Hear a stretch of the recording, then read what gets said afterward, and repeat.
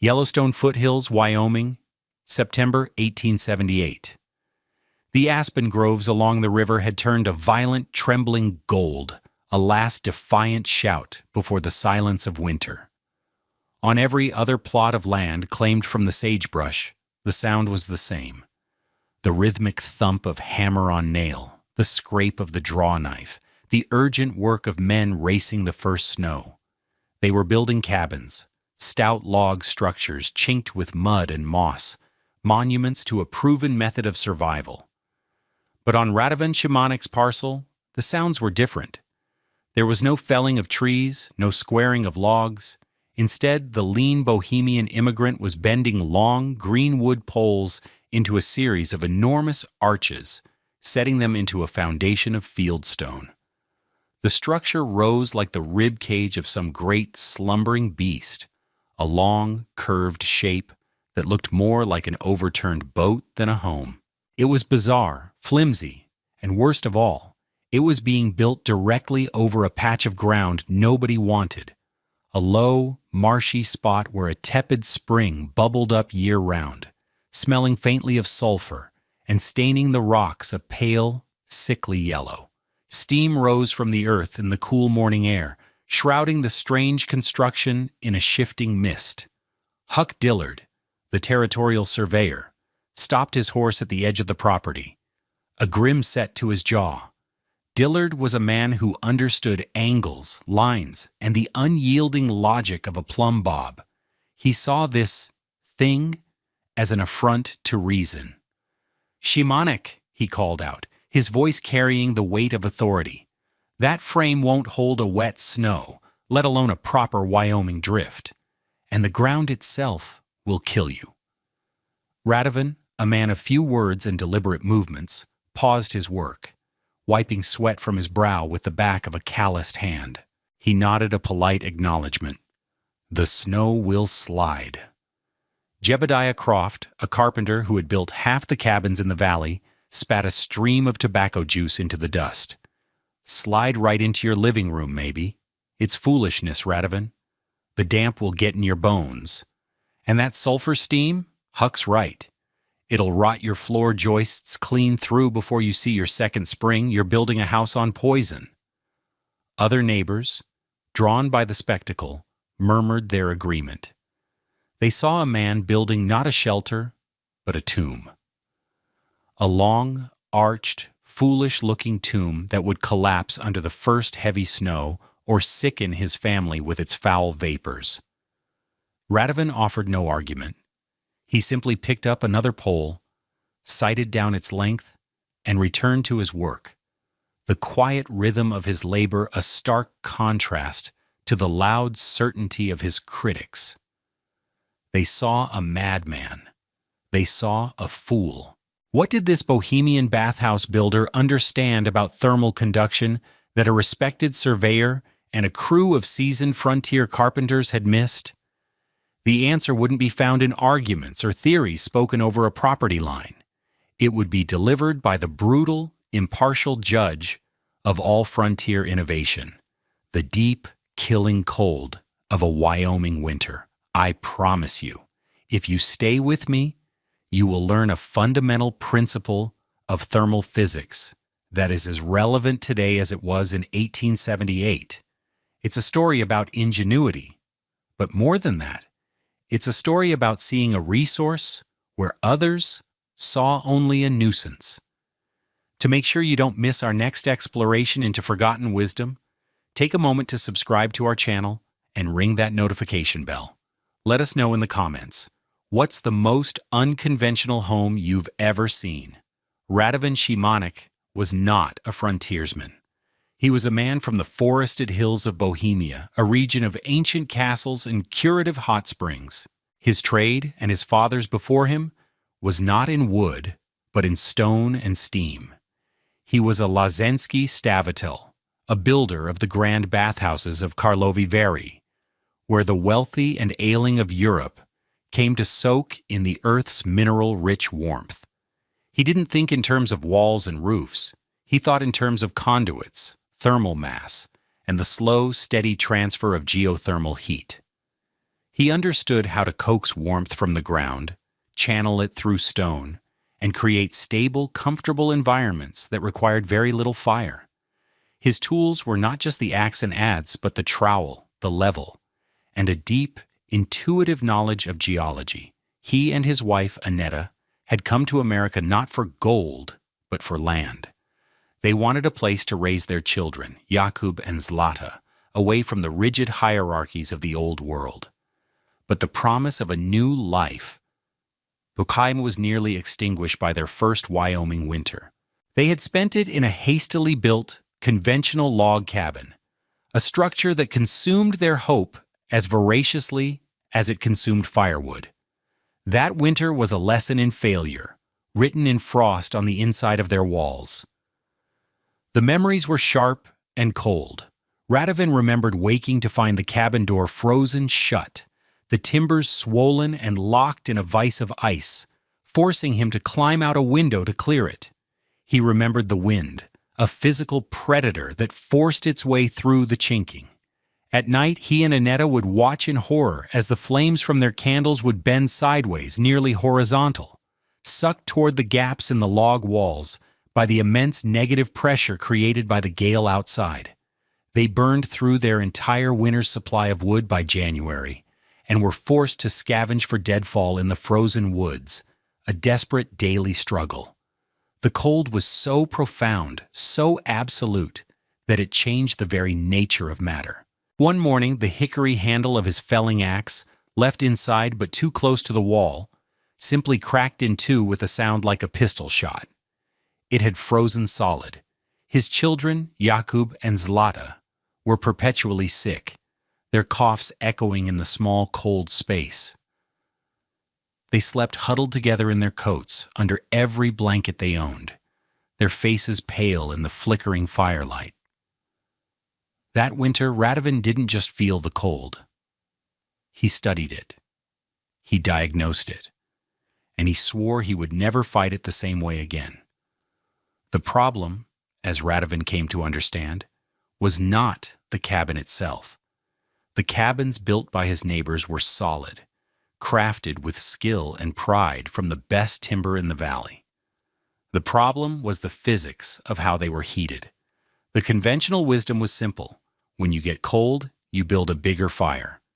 Every cabin had a cast iron stove, a squat black idol demanding constant tribute of split pine and cottonwood. These stoves were effective at one thing, creating a massive temperature imbalance. A cast iron stove is a point source heater. It radiates intense heat in a small area, and that heat, being carried by the air, immediately rises. This creates a powerful convective loop.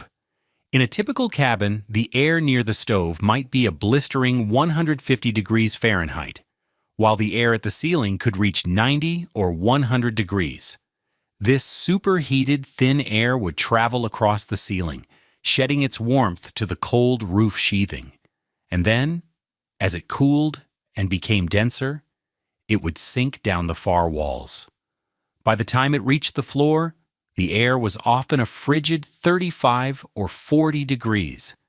This cold, dense air would then creep back across the floor toward the stove, chilling the feet and legs of the cabin's inhabitants before being heated and rising again. The result was a house of two climates. The upper half was an uninhabitable sauna, while the lower half was a drafty icebox. Families lived their lives in this miserable middle ground, their heads sweating while their feet went numb. To feel any warmth at all, they had to overheat the space, forcing the stove to run white hot. This consumed astronomical amounts of fuel, often 10 to 12 cords of wood for a single winter.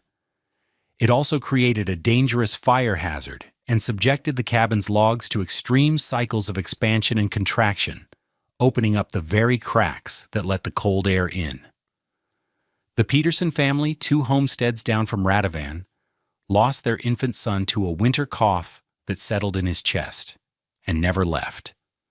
Silas Croft spent most of his days chopping wood, a slave to his family's stove, his hands cracked and bleeding from the work. They were fighting a war of attrition against the cold, and the best they could hope for was a costly, uncomfortable stalemate. Radovan knew there had to be a better way. The problem wasn't a lack of fire. The problem was thermodynamics. The following summer, Radovan began his project. He ignored the prime building spots with their solid ground and river views. Instead, he spent weeks observing the steaming patch of land Huck Dillard had dismissed as a sulfurous bog. He used a soil thermometer, a tool no one else in the valley owned, plunging it into the earth at different depths. He found that just 2 feet below the surface, the ground maintained a steady temperature between 68 and 72 degrees Fahrenheit, regardless of the air temperature. The spring wasn't boiling. It was simply a place where the Earth's deep, constant warmth was allowed to leak to the surface. It was not a nuisance. It was an engine. His first step was to build the foundation. He dug a shallow, 2-foot-deep trench in a long rectangle around the warmest part of the ground, and filled it with large, tightly fitted river stones. This would anchor the structure and, crucially, act as a barrier to keep the semi-liquid mud from oozing inward. He then began harvesting long, straight lodgepole pines, not for logs, but for flexibility. Soaking them for weeks in the river, he used a system of stakes and levers to carefully bend them into uniform arches, each with a 16-foot span.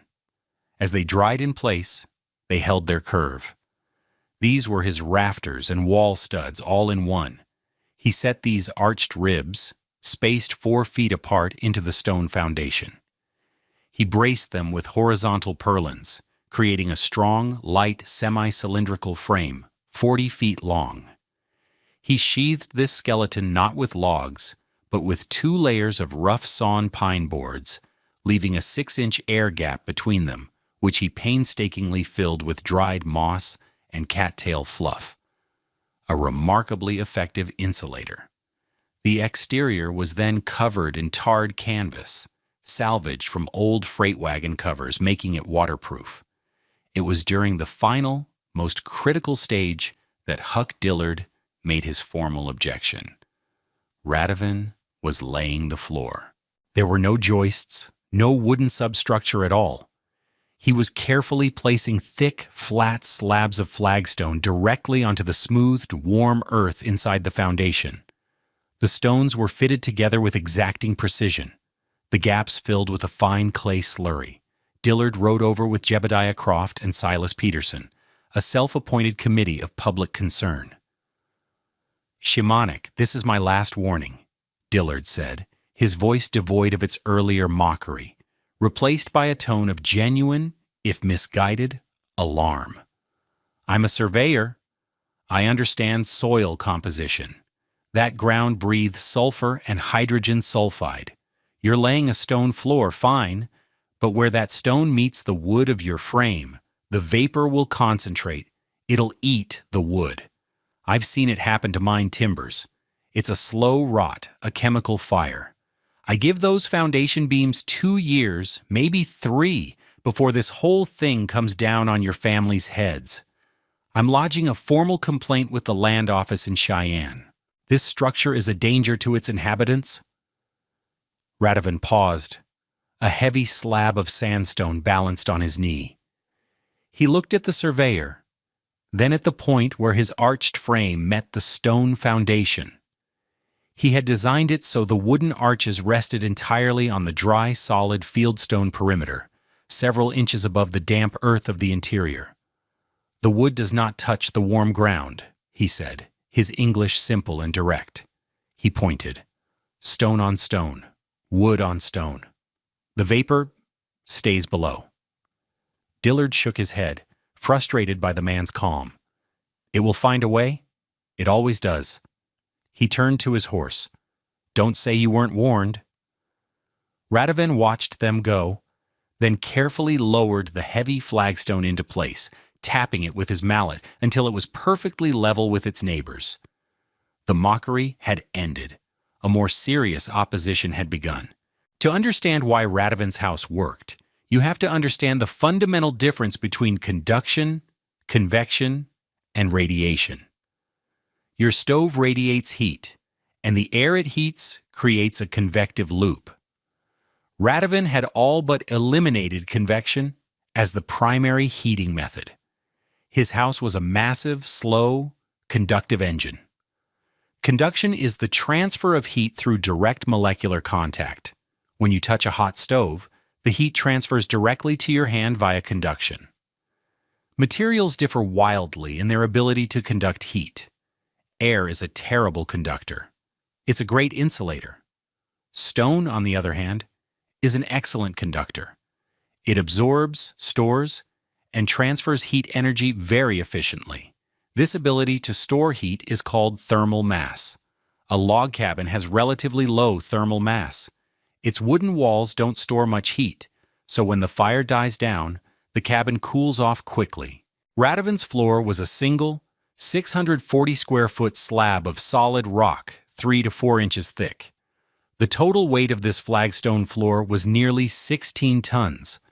This immense thermal mass was in direct, continuous contact with ground that was being perpetually warmed to 70 degrees Fahrenheit by the geothermal spring. Think of it not as a floor, but as a giant, low-temperature radiator. The earth poured heat, measured in British thermal units, or BTUs, into the stone. The stone, being a good conductor, spread that heat evenly across its entire surface.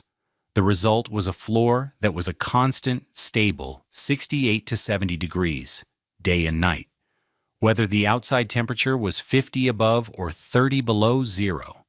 Because the heat source was the entire floor, not a single point, the heat rose gently and evenly throughout the entire volume of the house. There was no violent convective loop. The air at the floor was 68 degrees, and the air at the peak of the arch, 8 feet above, was perhaps 72 degrees. It was a stable, uniform, silent warmth. The double-layered insulated walls and the curved roof, which had no corners to create cold spots or eddies, helped to contain this gentle heat. Radovan did install a small, efficient cook stove, but its purpose was for cooking, not for primary heating. Its warmth was a supplement, a bonus, not a lifeline. The house itself was the heater. Huck Dillard and the others saw a flimsy structure on poisoned ground. Radovan had built a stone battery, permanently plugged into the planet. That winter arrived not with a gentle dusting of snow, but with a siege. A hard freeze locked the landscape in late November, plunging temperatures to 20 below zero and holding them there. Then came the ice. 6 weeks of freezing rain and sleet that coated every surface in a clear, heavy sheath. Tree branches, burdened with hundreds of pounds of ice, snapped with reports like rifle fire. The world became a glittering, treacherous trap. Cabins were encased in a tomb of ice 2 inches thick. Windows were sealed. Doors had to be chipped free. The weight of the ice on the roofs was immense, and the sound of timbers groaning under the load was a constant torment to the families huddled inside.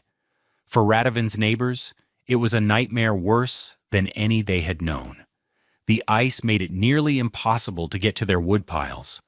What wood they could get was often coated in ice, difficult to light and smoky when it burned. They were colder and more miserable than ever, their stoves roaring day and night in a futile battle against the penetrating chill. Inside Radovan's long, curved house, a different reality unfolded. The ice formed a thick, clear shell over the tarred canvas, but the arched shape bore the weight easily. Inside, there was a profound quiet. There were no drafts, no groaning timbers. The only sound was the gentle hiss of the kettle on the small cook stove and the murmur of his children's voices. Jakub and Zlata played on the flagstone floor in their shirt sleeves, their cheeks rosy with health. The floor was not hot, but deeply, fundamentally warm, a comforting presence beneath their bare feet. Annetta kneaded dough for bread on the wooden table, the warm, yeasty smell filling the room, a scent of life and plenty that had been absent from their lives the previous winter. Radovan would occasionally walk the length of his home, placing his palm flat against the stone floor. It was always the same, a steady, resilient warmth. He would then press his hand against the insulated interior wall. It was cool but not cold. The house was breathing, holding its warmth. Outside, the world was frozen and breaking. Inside, his family lived in a pocket of perpetual, gentle spring. The proof was not in a number on a thermometer, but in the simple, undeniable fact of his daughter Zlata, sitting on the floor in a simple cotton dress, engrossed in a picture book, without a single shiver. Dresses, not coats. The difference was everything. The complaint filed by Huck Dillard did not get lost in the snows. In mid-January, at the height of the ice storm, a figure on horseback was seen slowly making his way up the valley. It was Deputy Miller, dispatched from the county seat to investigate a report of a dangerously unstable structure and potential child endangerment. He was accompanied by Dillard himself, who felt it his civic duty to be present. They arrived at Radovan's homestead to a scene that seemed to confirm Dillard's worst fears. The long, low structure was almost completely entombed in ice, looking less like a house and more like a glacial formation. A plume of steam from the cookstove's chimney pipe was the only sign of life. Miller, a large man bundled in a heavy buffalo coat, dismounted, his face grim. "This don't look right, Huck," he muttered. Radovan met them at the door, which he opened with a simple turn of the latch. There was no ice sealing it. A gentle wave of stable, pleasant warmth washed over the two men on the threshold, a stark contrast to the biting 20 below zero air. They stepped inside, bringing a swirl of frigid air with them. The interior was shocking in its normalcy. It was warm, evenly lit by several windows, and smelled of baking bread and drying herbs. The two children, who had been playing on the floor, looked up with curiosity, their faces healthy and bright. Deputy Miller stood for a moment, his senses struggling to reconcile the Arctic exterior with this tranquil, comfortable room. It was not a blast of heat, not the oppressive, scorching air from a wood stove. It was an envelope of silent, deep, pervasive warmth. After less than a minute, beads of sweat began to form on his brow. With a grunt of disbelief, he began unbuttoning his massive coat. "Good Lord, Shimonik, what in God's name is your secret?" Miller asked, shrugging the heavy garment off and looking for a place to put it. "Every other soul in this valley is freezing their way to the grave, and it's like a summer's day in here." Huck Dillard stood silent, his face a mask of confusion. His own cabin, built to the highest standard, was a constant battle to keep above 40 degrees. He was burning a quarter cord of wood a week. He looked at the Shimonik's tiny cook stove, which had only a few glowing embers in it. It couldn't possibly be the source. His surveyor's mind, a place of logic and known quantities, was failing him. The data before him was impossible. He saw Zlata, Radovan's little girl, scamper across the stone floor with no shoes on. An idea, desperate and absurd, began to form in Dillard's mind. He looked at Radovan, who was speaking quietly with the deputy. Without a word to anyone, Dillard walked to a corner of the room, sat on a small stool, and pulled off one of his heavy felt-lined boots. He peeled off the damp wool sock. Then, with the deputy and Radovan now watching him, he stood up and placed his bare foot flat upon the gray flagstone. He had expected a shock of biting. Stone cold. It was, after all, January in Wyoming, and this floor was sitting on the ground. But the shock he received was of a different kind entirely. The stone was warm, not hot, not uncomfortable, but radiating a steady, vital, impossible warmth. It felt like a sun-warmed rock on a perfect afternoon in June. He pressed his foot down, curling his toes, feeling the life in it. All his theories, all his confident pronouncements about sulfur rot and damp and structural instability evaporated in that single, tactile moment of truth. He looked up at Radovan, his face drained of all its certainty, his pride shattered and replaced by a profound, humbling awe. "You didn't build on top of the ground," Dillard said, his voice barely a whisper. "You built the ground into your house." He finally understood. Radovan hadn't fought the cold. He had simply stepped aside and let the earth warm his family. The inspection was over. The conversion was complete. News of the steam-heated house traveled faster than the spring thaw. Deputy Miller's report, filled with glowing descriptions of the warmth and health of the Shimonic family, became the talk of the county. But it was Huck Dillard who became the innovation's greatest champion. Consumed by a surveyor's need for accuracy, he returned to Radovan's home not with criticism, but with thermometers and notebooks. For a week, he took meticulous measurements: interior air temperature, floor temperature, exterior temperature, humidity levels. He documented Radovan's minimal wood consumption. He sent his findings, along with a detailed hand-drawn diagram of the structure and a full public retraction of his previous warnings, to the Wyoming Territorial Chronicle. The newspaper, starved for stories of hope and ingenuity during a brutal winter, ran it on the front page. The article, titled "Bohemian Settler Tames Winter with Earth's Own Heat," was a sensation. It detailed the physics in simple terms, quoting Dillard's temperature logs. An exterior reading of -22 degrees Fahrenheit was recorded at 6 a.m., while the interior of the Shimonic home held a stable 68 degrees Fahrenheit, a differential of 90 degrees, with only the cook stove burning low. By spring, a half-dozen families were prospecting their own land, not for gold, but for the subtle signs of geothermal activity. The following year, 2 more earth-warmed homes were built in the valley, with Radovan Shimonic acting as a quiet, unpaid consultant. Huck Dillard went on to incorporate geothermal assessment into his surveying practice, noting potential building sites on his maps with the symbol of a steaming spring. The mockery had lasted a single season. The validation would echo for decades. Radovan Shimonic's design was, in essence, a primitive but brilliantly effective form of modern radiant floor heating combined with passive geothermal design. He had created a system that a 21st century engineer would recognize and admire. The concept of using the Earth's stable subterranean temperature to heat and cool homes is now a cornerstone of sustainable architecture, known as geothermal exchange. Modern systems use buried pipes and heat pumps to achieve what Radovan achieved with a spring and a stone floor. His understanding of thermal mass, insulation, and conduction was a full century ahead of its widespread application in residential construction. He was a man out of time, applying ancient European spa-building principles to the novel problem of surviving on the American frontier.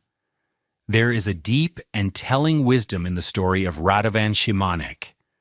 Faced with the overwhelming force of a Wyoming winter, the conventional response was to fight. It was to build thicker walls, to cut more wood, to feed a bigger, hotter fire. This approach treated the cold as an enemy to be assaulted with brute force, a battle that could be won through sheer effort and the consumption of resources.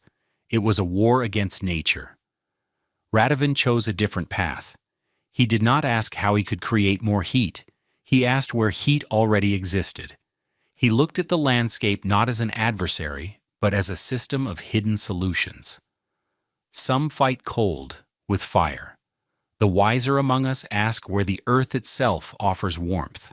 His genius was not in conquering the cold, but in recognizing that the most powerful solutions are often not built, but simply uncovered and embraced. He didn't defeat the winter. He made a quiet, elegant peace with it. Thank you for joining us on this journey into the past. If you found this story of ingenuity as inspiring as we did, please hit the like button and share it with someone who appreciates unconventional thinking. Subscribe for more stories of forgotten pioneers and lost technologies. We're curious to know, what modern technology do you think owes a debt to an idea from the distant past? Let us know in the comments below. This video presents historically inspired reconstructions for educational and storytelling purposes. The characters, names, and specific events depicted are fictional, but the building techniques and scientific principles are based on real historical practices.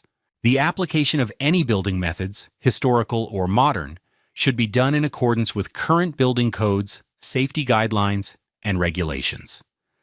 This content does not constitute professional, technical, or legal advice.